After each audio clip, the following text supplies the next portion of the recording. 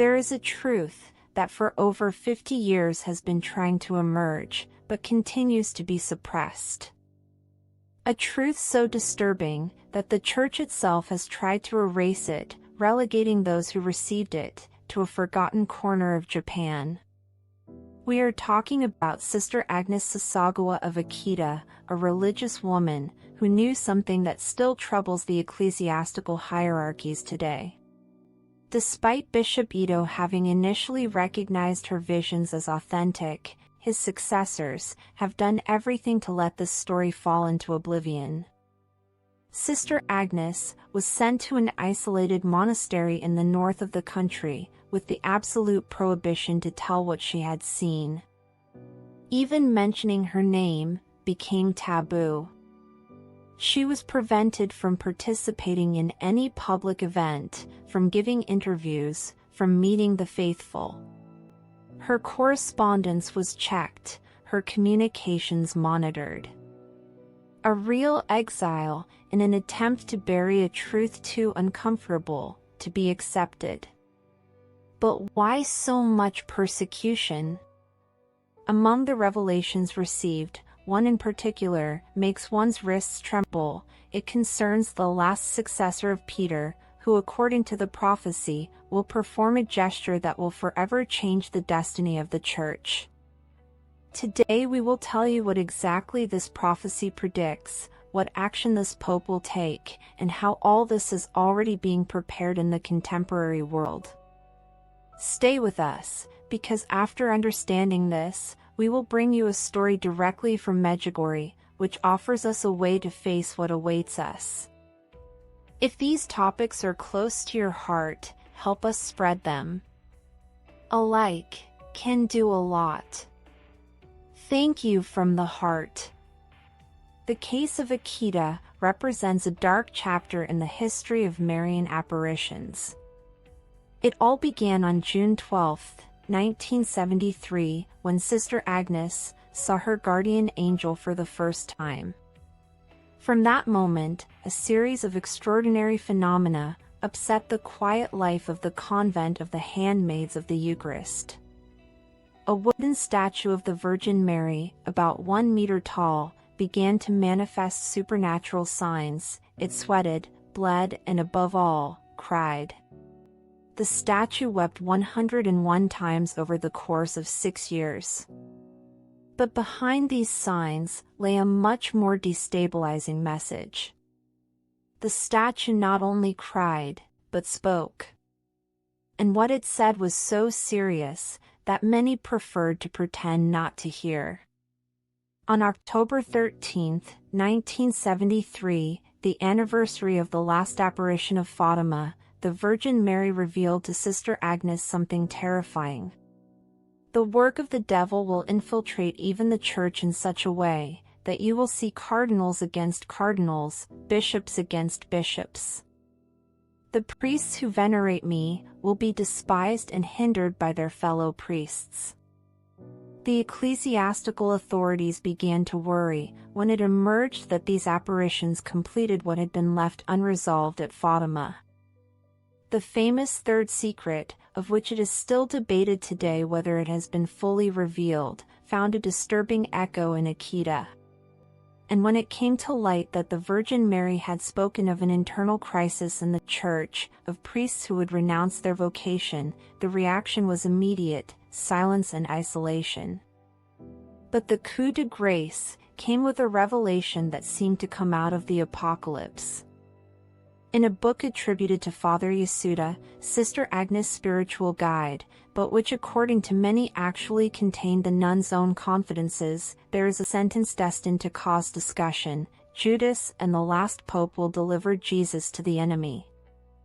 Therefore, the era of the Antichrist pope will come soon. A pope who will no longer be vicar, but antagonist. This prophecy, hidden for decades, emerged only after the death of Sister Agnes, which occurred on August 15, 2024, precisely on the solemnity of the Assumption of Mary. United in the living memory of Sister Agnes, let's write together in the comments: Sister Agnes, intercede for us. Amen. This theme of betrayal is not isolated. In the universe of contemporary private revelations, it echoes with alarming force. The mystic Luz de Maria, in the message of March 25, 2025, reported these precise words of the Virgin: "The betrayal is about to happen. Nations will ally with the enemy, who will then attack them without mercy. You are heading towards the suffering of war."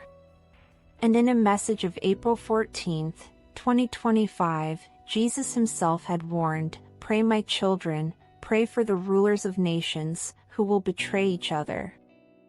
In the even more detailed message, Jesus added, "Pray, my children, pray for those who continuously betray each other, because they are blinded by envy. Pray for those who, obscured by selfishness, sell their neighbor, and also sell me."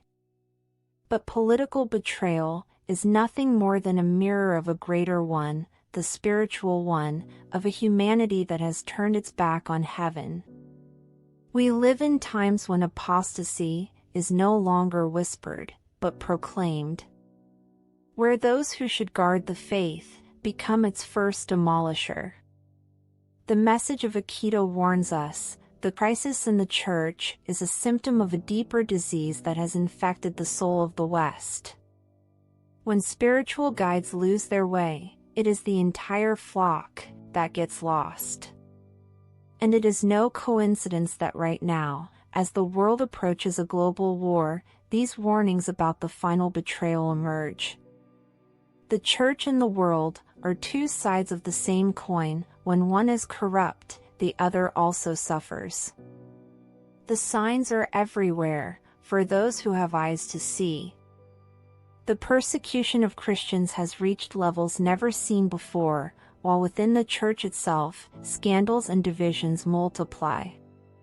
The prophecies of Akita speak of cardinals against cardinals, bishops against bishops, and today we see this reality manifest before our eyes. The message that Sister Agnes received on October 6, 2019, after 46 years of silence, resonates as a final warning. It is good that you tell everyone, cover yourselves with ashes, and recite the penitential rosary every day. Yet, in this apocalyptic picture, a light of hope emerges from Medjugorje. Donatella's story is emblematic and offers us a key to interpreting our time. Raised among the ruins of a family destroyed by drugs, with parents who in Milan lived in the abyss of drug addiction, Donatella experienced a suffering that few can imagine. A stolen childhood, the pain of never having known maternal love, left her with deep wounds that not even time seemed able to heal. Orphaned of maternal affection, she had turned to black magic seeking answers, frequenting fortune tellers and magicians, in the hope of filling the existential void that was devouring her. Life seemed to have turned its back on her, declared infertile by doctors, unemployed, on the verge of desperation. She had even contemplated suicide. It was a neighbor, one of those people that God puts on our path in the darkest moments, who noticed her condition and directed her to a charismatic priest of the renewal in the spirit. Don Michel, that was his name, did not limit himself to confessing her, but began a long process of liberation. Donatella had to undergo numerous exorcisms for months before being completely freed. During this process, it came to light that a spell, a curse that was finally broken, had been cast on the couple. The real change occurred in 2010, when a simple CD about Medjugorje fell into her hands. Something in those testimonies touched her deeply, pushing her to visit the sanctuary. There, she finally found that mother that life had denied her. Mary became for her a constant presence, a safe refuge. The rosary became her daily breath, 4 mysteries every day, without exception, even at the cost of getting up in the middle of the night to complete them. This total dedication brought extraordinary fruits. 2 impossible pregnancies became reality, defying every medical diagnosis. But the hardest test came when, by chance, she found unequivocal messages on her husband's cell phone. A betrayal that could have destroyed her, annihilated that family that she had built with such difficulty.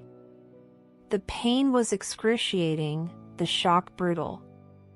Instead, in that critical moment, Donatella did something revolutionary. She immediately invoked Mary, and chose to forgive even before confronting him. Not only that, she devised a plan of reconciliation inspired by prayer. She invited him to dinner as if nothing had happened, then calmly, she revealed to him that she knew everything and had already forgiven him. But she went further. She personally went to the lover, not to attack her, but to remind her of her duties as a mother and wife. You have a family, children, focus on your family and leave my husband. I forgive you, but don't start again. Forgiveness became an invincible weapon against evil. This story offers us the key to decipher our time. Faced with terrible prophecies, the prospect of a papacy that betrays, of nations that wage war against each other, of a lacerated church, the answer is not fear, but radical love. Donatella teaches us that betrayal is overcome by anticipating it with forgiveness. That constant prayer is a shield against every attack. That Mary is always present as a mother, even when everything seems to collapse. Her example shows us that even in the most desperate situations, when betrayal strikes at the most intimate point of our life, the path of mercy is always possible. The last pope may betray, nations may fight each other, but those who trust in Mary find an impregnable fortress. The future belongs not to those who sow division, but to those who, in the silence of their own home, recite the rosary and choose to forgive every day. This is the true response to the great betrayal, a silent army of souls who, like Donatella, transform the darkest night into the dawn of a new day. In the face of these prophecies, let us oppose the strength of community prayer. In the comments, let us entrust to Mary our deepest concerns, our fears, our hopes. We cannot know with certainty if the next pope will be the last, but surely he will be the pope who will have to make a very difficult decision. Which one? Click on the video that has appeared on your screen to know. May God always illuminate your path. See you in the next video.